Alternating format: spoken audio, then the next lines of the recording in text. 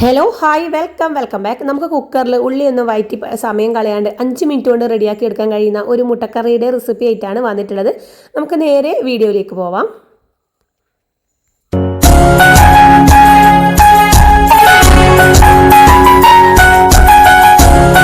ആദ്യം തന്നെ ഒരു കുക്കർ എടുത്തിട്ടുണ്ട്. നമ്മൾ ഈ ഗ്യാസ് സ്റ്റോപ്പിലേക്ക് വെച്ചിട്ടുണ്ട്. ഇതിലേക്ക് 2 ടേബിൾ സ്പൂൺ അളവിൽ വെളിച്ചെണ്ണ ചേർത്ത് കൊടുക്കുന്നുണ്ട്. ഇനി നമുക്ക് ഇതിലേക്ക് ആവശ്യമായിട്ടുള്ളത് വെളുത്തുള്ളിയാണ്. ഒരു 5-6 വെളുത്തുള്ളി ഇതുപോലെ ഒന്ന് കട്ട് ചെയ്തെടുത്തിട്ടുള്ളതാണ്. അതുകൂടി ഇട്ട് കൊടുക്കുക. ഇനി ഇതിലേക്ക് വേണ്ടത് ഒരു പീസ് ഇഞ്ചിയാണ്. അതും നീളത്തിൽ കട്ട് ചെയ്തെടുത്തിട്ടുള്ളതാണ്. ഇതൊന്ന് വഴണ്ടി വരുന്ന ടൈമിലേക്ക് നമുക്ക് ഇതിലേക്ക് ഒരു 2-3 പച്ചമുളക് ഒന്ന് നീളത്തിൽ കട്ട് ചെയ്തിട്ട് ഇട്ട് കൊടുക്കുക. നമ്മൾ ചെറുതാക്കിയിട്ട് കട്ട് ചെയ്യാതെ നീളത്തിൽ തന്നെ ഇട്ട് കൊടുക്കാനായിട്ട് നോക്കുക. അല്ലെങ്കിൽ കുട്ടികളൊക്കെ നമ്മൾ ഈ ഒരു കറി കഴിക്കുമ്പോൾ അത് കഴിച്ചിട്ടുണ്ടെങ്കിൽ ഭയങ്കര എരിവായിരിക്കും കേട്ടോ. അപ്പോൾ അതിന് വേണ്ടിയിട്ടാണ്. ഇനി ഇതിലേക്ക് ഒരു 2 മീഡിയം സൈസിലുള്ള സവാള ഇട്ട് കൊടുത്തിട്ടുണ്ട്. അതിലേക്ക് ആവശ്യമായിട്ടുള്ള ഉപ്പ് കൂടി ചേർത്തോട്ട് നന്നായിട്ട് തന്നെ ഒന്ന് മിക്സ് ആക്കി കൊടുക്കുന്നുണ്ട്.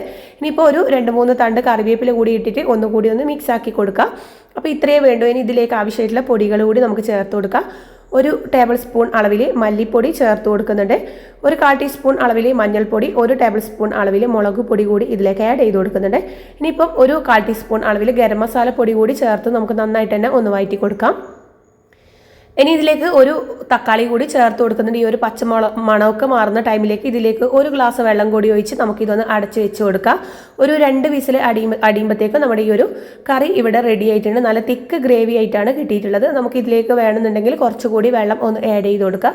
നമ്മുടെ ചപ്പാത്തിക്ക് അപ്പത്തിനൊക്കെ കറി ആണെങ്കിൽ നമുക്ക് ഈ ഒരു തിക്കോട് കൂടിയിട്ട് തന്നെ നമുക്ക് ഇത് റെഡിയാക്കി എടുക്കാനായിട്ട് കഴിയും കേട്ടോ. ഇനിയിപ്പോൾ നമുക്ക് ഈ ഒരു മുട്ട ഇതുപോലെ ഒന്ന് വരഞ്ഞു കൊടുക്കുക. നമ്മുടെ 4 ഭാഗത്തും ഈ ഒരു രീതിയിൽ വേണം കേട്ടോ ഒന്ന് വരഞ്ഞു കൊടുക്കാനായിട്ട്. ഇനിയിപ്പോൾ നമുക്കിത് കുക്കറിലേക്ക് ഇട്ട് കൊടുക്കാം.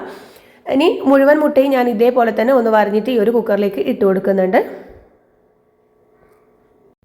കുട്ടികൾക്കാണെങ്കിലും മുതിർന്നവർക്കാണെങ്കിലും ഒരുപാട് ഇഷ്ടപ്പെടും കേട്ടോ. ഈ ഒരു രീതിയിൽ റെഡിയാക്കി നോക്കിയിട്ടുണ്ടെങ്കിൽ നമ്മൾ ഉള്ളിയൊക്കെ വയറ്റി സമയം കളയേണ്ട ആവശ്യമൊന്നുമില്ല.